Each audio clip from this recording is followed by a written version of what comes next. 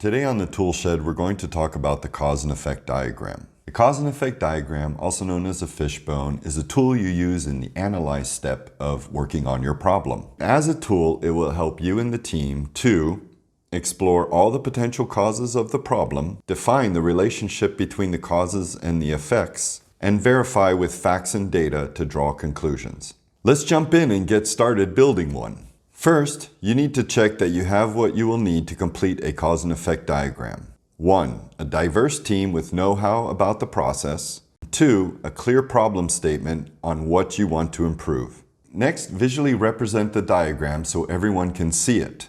A discussion is not purposeful if the speakers stray from the topic. The cause and effect diagram serves as a focus of discussion. The participants know the topic and how far the discussions have advanced. The result of the tool is that straying from the topic and repetition and complaints are avoided. The conclusion on what action to take is done faster. Here is how you construct a cause and effect diagram. First, write out the problem statement or what you want to improve at the head of the fish.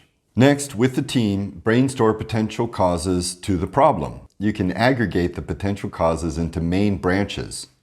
Here we show 6 branches related to people, machines, methods, measures, environment, and materials.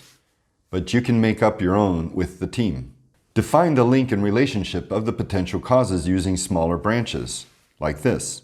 Keep working on the diagram until all have spoken up openly and the relationships of the cause and effects are properly illustrated on the fishbone diagram. First, prioritize causes where you can show with facts and data the relationship between the problem and the cause.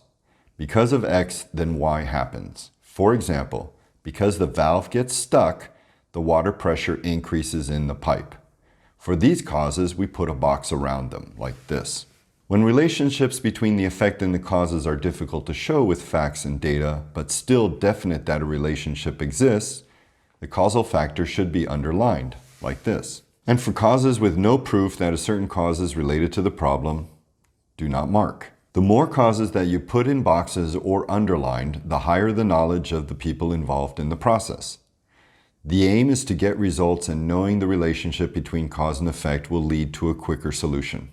At the end of the exercise, it may be possible that you have a large list of potential causes, and you're wondering how you're going to tackle this list. You need to keep your team focused on what is important to get the best result from your root cause analysis. Tips and traps.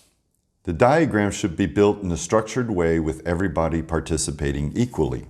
Everyone's ideas are necessary, and you want to list as many of the possible causes that may be relevant. Think freely. Enumerating a large number of likely causes reduces the probability of overlooking a major problem area. When you explain the problem or the improvement to the team that needs to be worked on, you can also share relevant facts and data collected from the measure step.